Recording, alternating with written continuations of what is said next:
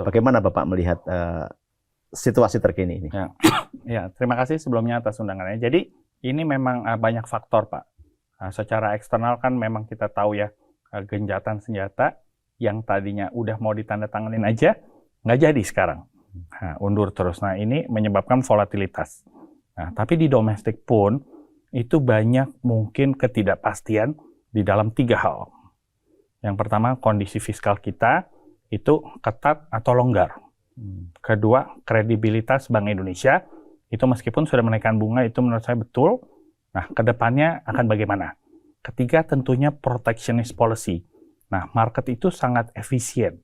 Jadi, kalau dia melihat bahwa ada policy, policy itu kayaknya kurang afdol, kurang cocok dengan market direction, biasanya dia melakukan set aside dulu. Jadi, dia tidak invest dulu. Nah, jadi menurut saya semua kombinasi ini menyebabkan itu rupiah melemah, juga prospek pertumbuhan ekonomi jadi more challenging. Nah, melemahnya ini kita harus soroti nih. Tadi kita juga udah bahas ya, selama 10 tahun Pak Jokowi, itu rate of depreciation annually ya, secara annual itu di bawah 3%. Sekarang di 20 bulan kalau kita pertahunkan, itu sudah di atas 8%. Jadi istilah kata pasti ada sesuatu nih yang kayaknya kurang klop. Nah, mungkin nanti kita bisa bahas lebih lanjut. Saya tertarik dengan tadi Pak Enrico soal market itu efisien gitu. Jadi hanya melihat return mungkin ya. Ya, dia melihat return, lalu dia melihat apakah prospek investment dia itu aman dan akan membuahkan hasil yang menguntungkan. Nah, kata-kata investor itu kan selalu apa? Cari untung. Betul nggak? Kalau kita invest nih, Pak Masirom dan saya, mau untung nggak? Pasti. Jadi kalau kita beli bonds, return-nya 7%, depresiasi rupiah 8%. Untung atau rugi? Iya. Nah, depresiasi berapa 8%. 8%. Bond yield-nya 7%. Iya. Minus 1. Minus 1. Saya bayangkan kalau rupiah stabil di 3, yield kita 7, happy. Investor happy ya. Betul. Itu yang menyebabkan rupiah itu menguat hanya karena 3 hal. Pertama, kalau ada aliran dana masuk kenceng. Sekarang outflow. Kedua, fundamental current account kita itu stabil. Bukan defisit nggak apa-apa. Defisit kita itu oke masih. Nah, jadi current account defisit di bawah 3% itu sangat bagus. Nah, untuk Indonesia. Ketiga, Fed itu sedang stagnan atau cenderung menurunkan suku bunga. Nah, sulit. Nah, kali ini tuh sulit kenapa? Karena the Fed dirasa ada kemungkinan naikin suku bunga. Nah, jadi ke depannya nih kita harus lebih forward looking. Gimana supaya rupiah itu stabilitasnya terjangkar. Jadi kita harus menaikkan imbal hasil. Nah, makanya BI kemarin menaikkan suku bunga ya. Ya, itu artinya investor mau risk premiumnya, premia terhadap resiko Indonesia dinaikkan. Nah, itu sebenarnya menurut saya langkah betul untuk mencegah keluar lebih banyaknya. Oke, Pak Enrico, sebelum nanti kita bahas lebih detail, saya juga tertarik soal pertumbuhan ekonomi kan. Kita tahu pemerintah menetapkan untuk tahun ini full year 5,4% gitu. Ya. Kalau kita lihat lembaga-lembaga internasional relatif lebih rendah daripada angka itu. Betul, gitu. betul. Kalau selaku ekonom, Pak Enrico melihat angka 5,4% itu seperti apa?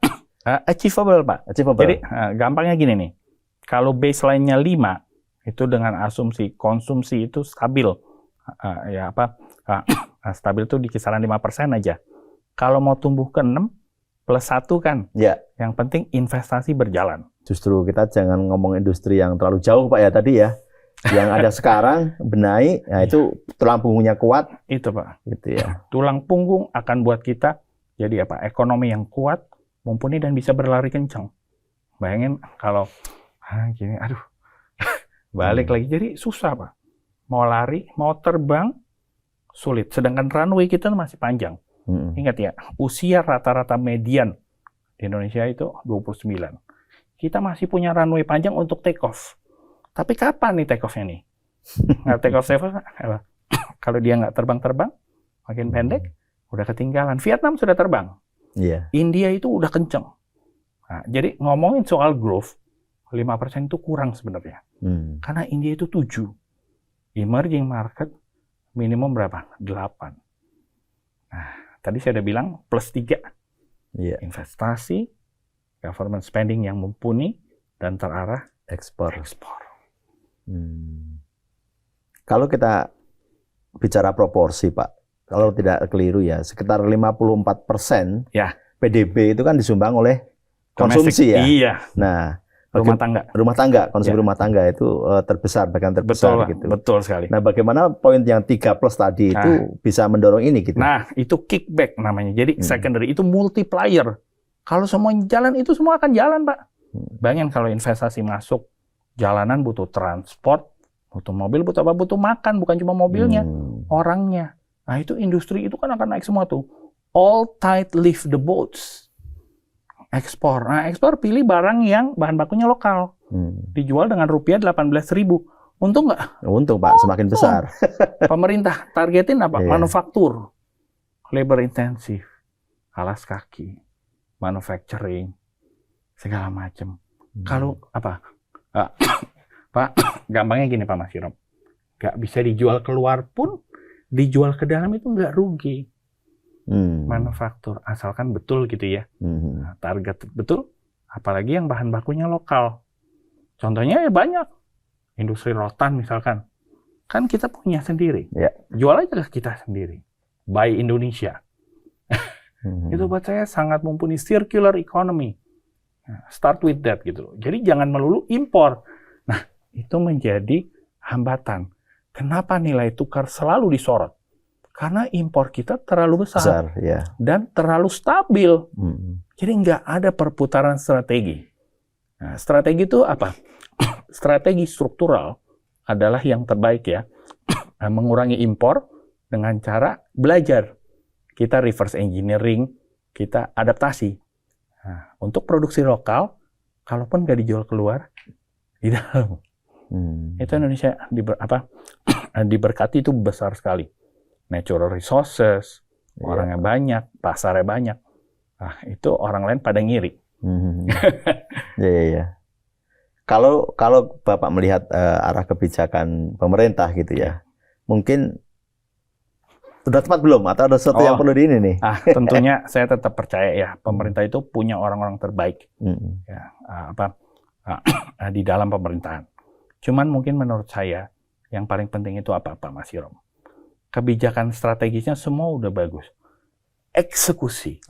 Willful execution. Itu buat saya yang sangat diperlukan. Kedua, harus sustainable. Jadi gimana itu caranya? Jangan lihat hari ini. Jangan lihat untuk saya. Lihat untuk anak cucu kita. Jadi kalau itu terjadi, semua strategi itu apa? Akan insya Allah ya dilakukan. Dikerjakan dengan willful. Willful itu mau gitu loh. Kalau nggak kan cuma oke lah. Gitu. Itu yang menurut saya selalu jadi hambatan utama. Semua blueprint kita tuh bagus. Karena dari best practices in the world tinggal pilih. Eksekusinya. Iya. Pertanyaan kemudian eksekusinya ya.